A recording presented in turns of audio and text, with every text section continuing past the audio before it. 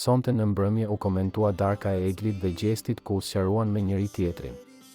Pasi klipi u pa në televizorin që qëndron në shtëpi të dy banorët dhanë komentet e tyre. Ndjeva nota pendese. Ndoshta shumë gjëra bëhen prej lojës dhe nuk e vë në dyshim. Zgjedh të besoj që po, ka dhe variantin që ka nota sinqeriteti në pendesën e tij, që thot se e vret pendesa. Për më tepër, nuk mendoj se është as rasti i parë e as rasti i fundit që për atë egon mashkullore, të thotë që në fund të ditës se nuk ka asgjë. Gjesti nuk ka moshën e lajrtit le të themi, jo moshën e tim ati.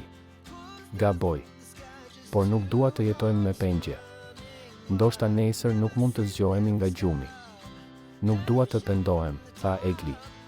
Ndërkohë që Gjestit i kishte rënë në sy numri i madh i klikimeve që ishte marrë nga takimi i tyre, duke i dhënë edhe Eglit meritën e saj.